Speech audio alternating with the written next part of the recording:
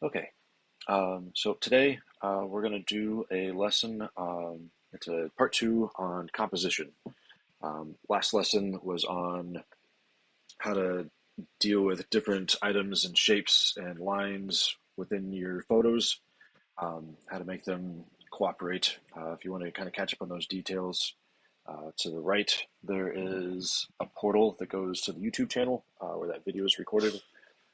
This video will also be uploaded there probably this weekend, so you're welcome to come back and review these lessons anytime you want. Also, feel free to reach out to me through Twitter or whatnot, and happy to answer any questions at any time. But today's lesson on composition is specifically on how to crop images and how to get those pictures lined up in your photos the way that you want. Basic principle of composition is how you balance and set your image and how you place all your subjects within that image to make them basically tell a story or to direct the focal point of your image for the viewer. Everybody's heard the thing, photos, speak 1,000 words. But if you don't know these principles, it's hard to control what those words actually are and try to actually get a clear message across to the people that you're trying to see, to try to view your images. So proper cropping allows you specifically to highlight your main subject very well. You'll see here in the picture, it's a little faint, but right around here you can see this spiral that leads in and starts right in on her eye. And this is a technique which we'll cover right now on how to set a focus and how to help create some balance. It's called the Fibonacci spiral. It goes by the golden spiral, golden ratio rule.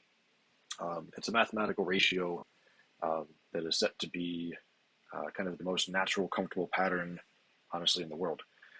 It's in nature everywhere. Shells, flowers, if you look at the way leaves sprout out of most plants, they form in the circle as plants are growing. Fibonacci spiral is just absolutely everywhere in the world.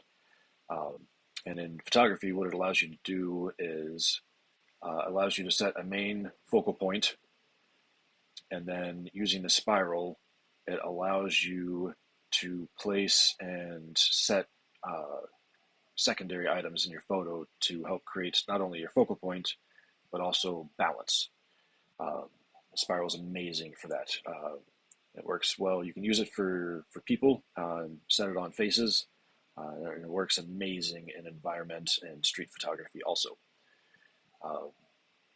So like here's one that I cropped and I set using the spiral. So with here, you'll be able to see in a second, but I've got my B as the focal point, and then I'm using the spiral to place that B within the photo to make it stand out and comfortable to look at.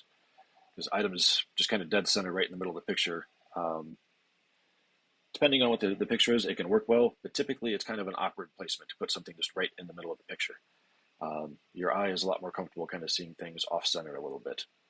And this is what controlling your composition is all about. So here you can see where the spiral is placed in. It comes right up here to the inside of the flower, pushes back around, catches right here on the outside edge, and then this outside line starts coming down and catching right on the outside of the petals.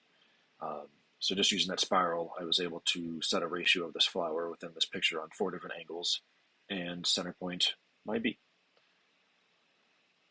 The most popular tool when it comes to doing this kind of stuff is the rule of thirds or the tic-tac-toe grid. Most camera phones, most professional cameras, they have a switch on there where you can flip this grid onto your viewfinder. The rule of thirds is amazing. It covers, it's super, super useful. It is the most universal and easiest way when you're taking photographs, if you don't know these rules, where it gives you a quick cheat sheet on where to place items. So like here you can see that I've got the woman sitting on this left third. I've got her legs and her shoulders sitting on the horizontal thirds. And then if you look right here, you can actually see the center tick marks where I've also got the horizon placed. So, on here I've used 4 different grid lines to place this picture exactly where I want, to set her as the focal point and keep the balance of, pardon me, keep the balance of the background image. So here's a couple more examples. Just a side tip, if you're using the rule of thirds, it works great for horizons. So here I've got my horizon on the top line. Usually when I set it on the top, lower, or the 50% line. Horizons that are placed kind of oddly off those thirds tend to look a little awkward to the eye naturally when you're looking at stuff. But here, I've got my sky in a third, I've got my foreground in a third, and I've got my middle ground set in a third. And then I also have the natural horizon sitting right on the horizon line. And paying attention to these kind of layers and how the pictures fit into these different blocks allows you a lot of control and allows you to ultimately walk away with a really nice, balanced, comfortable image to look at.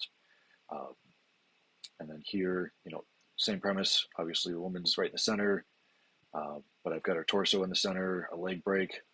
The foreground and the rock is in the lower third.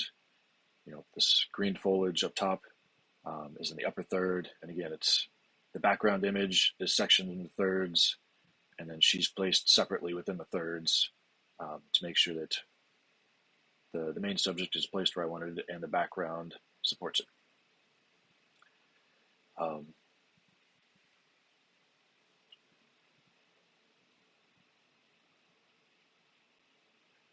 Well, and again, there's with most art lessons and art rules, they always say rules are meant to be broken, and it applies here too. Like I said, there's nothing wrong with placing something dead center of the picture, but you typically want to do it with a purpose. If you notice, you just automatically put pictures of people or whatever, and it's just always in the center. Chances are you'll notice when you're just naturally looking at those pictures, like it's a little awkward to look at, like it's a little uncomfortable. But again, if you use these kind of rules and you set your balance, you can take that awkwardness away. And if you want to center point something, this is how you set it with the center, and being able to use the background to support it so that it gets rid of that awkwardness. Hello. So yeah, good. So yeah, these rules are set to help you kind of create and control how you want to place the subject. And if you pay attention to them, you can do all kinds of craziness. And then the last couple kind of grids we'll talk about, these are based off of intersection points from the corners of your images. So these grids are based solely on the corners, which means as the picture ratio changes from more of a 1-to-1 to like an 8:10, these cross lines will shift. I use these a lot for people. For me, anytime I do headshots, this upper cross from these upper lines, I always set right on the whites of the eyes. And that way, when you're looking at somebody's professional photo, your eye, as we talked about in the last lesson, always goes to the brightest point.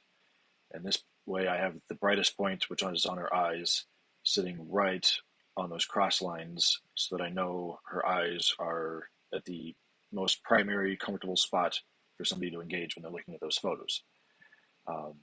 Over here with the modeling shot, we use the cross lines from the angles to, again, go through her eye, come down, kind of cross her body, lays on her hands, and again, it allows you to fill in that natural shape of her into a comfortable placement within the photo. And then if you really want to make sure that your compositions are locked in and you've got a very, very strong composition, I suggest using several of these principles all at the same time, kind of flip them out.